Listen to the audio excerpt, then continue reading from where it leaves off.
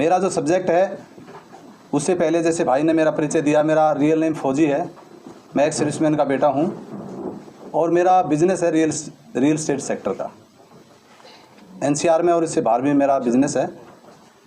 तो आज का जो सब्जेक्ट है रिजर्वेशन इन मीडिया, ये जो विषय है, आप जानते हैं भारत का जो संविधान है उसके मुख्य रूप से 4 स्तंभ हैं।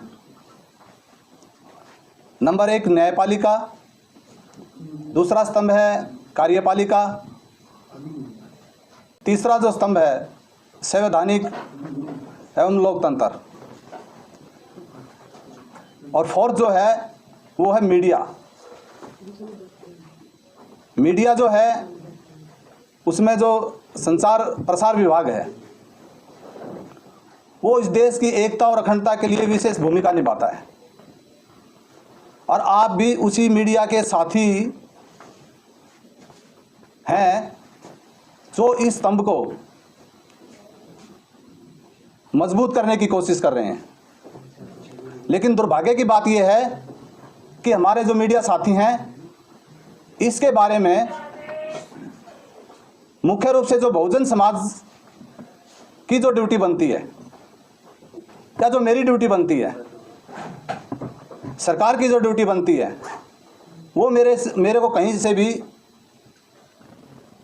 ऐसा नहीं लग रहा। अगर उसकी कोई नीति हो, अगर नीति है भी तो उसमें नीयत में खोट है। नीति और नीयत दोनों ही मीडिया के प्रति, जैसे आप भी सुनते हैं और मैं भी सुनता हूं गोदी मीडिया के बारे में। गोदी मीडिया जो है वो सरकार के साथ बहुत सारे ऐसे लाभ लेता है और आप देखते रहते हैं। मीडिया का जो मुख्य उद्देश्य है वो है कि आप न्याय संगत इस देश में न्याय के खिलाफ दिखाने का और आवाज़ उठाने का काम करें।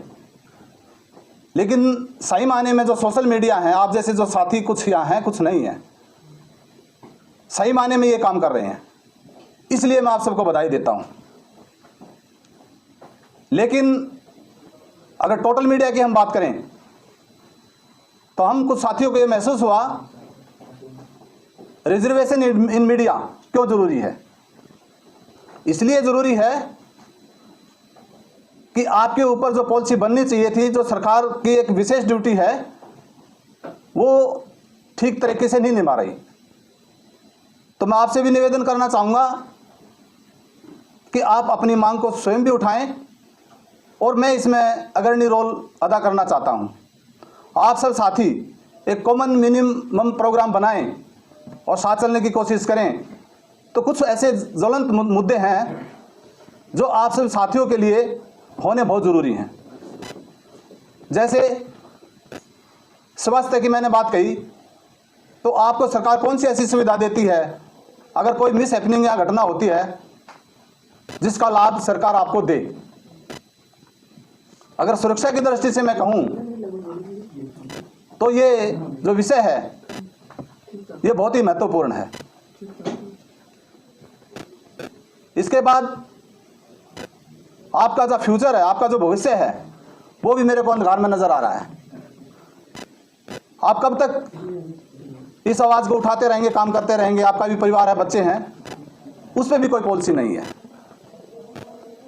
दूसरी बात, मेरे ख्याल से सभी साथी जो है ना साधनहीन है। ऐसे कौन से गवर्नमेंट ट्रेनिंग प्रोग्राम चलाती है, आपको आर्थिक मदद देती है, जिससे आपको समय समय पर जब जरूरत पड़ती है, वो भी मेरे को दूर दूर तक नजर नहीं आ रहा है। तो मैं आप सभी साथियों से निवेदन करना चाहूंगा कि रिजर्वेशन इन मीडिया होना चाहिए।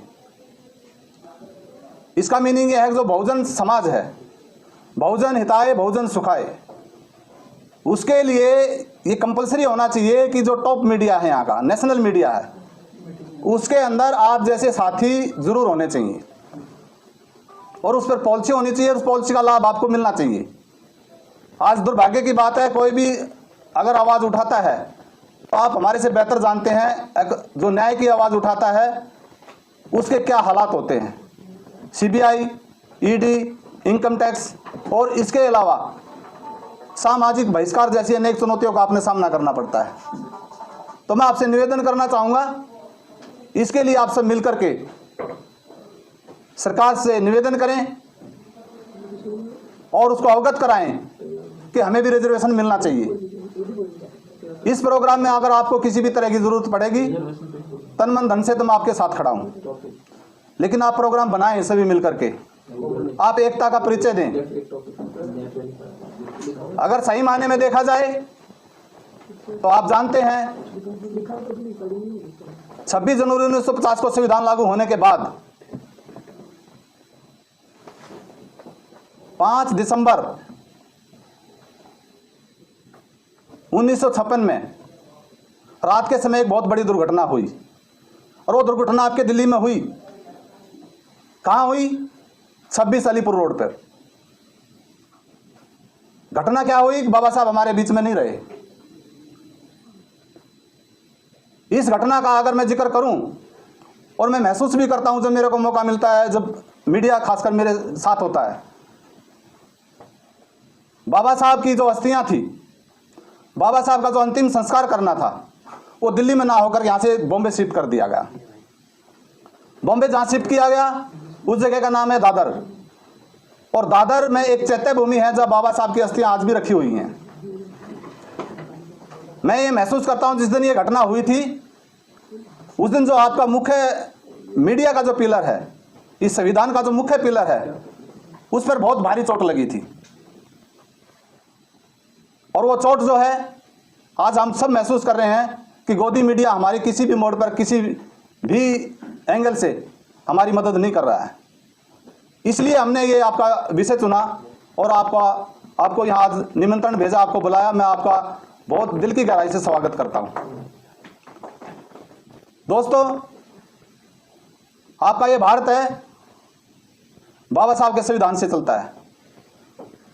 आप संविधान में जो अनुच्छेद हैं, क्योंकि आप बुद्धिजीवी वर्ग से आते हैं, तो आप अपनी मांग को, अपने अधिकारों के बारे में बहुत अच्छे से जानते हो। कहने का मीनिंग मेरा ये है कि हम कई बार हवा में बात करते हैं, हवा से बात नहीं करते हैं। जो आदत है, और विशेषकर सरकार इसी चीज का फायदा उठाती है, हमारी आदत का। हम हवा में बात करते रहे, हवा से बात नहीं करते। आज बाबा साहब के विचार हैं तो हवा के अंदर हैं, बाबा साहब हमारे बीच में नहीं है। वो कैसे? 2-3 पंक्तियां मैंने लिखने की कोशिश की, अगर आपकी इजाजत है तो मैं सुना देता हूं, क्योंकि बाबा साहब की अस्थि आज दादर चैत्य भूमि में रखी है। दादर से आने वाली हवा, कुछ देर ठहर, एक बात बता, आप मेरे बाबा का कोई संदेशा लाई हो?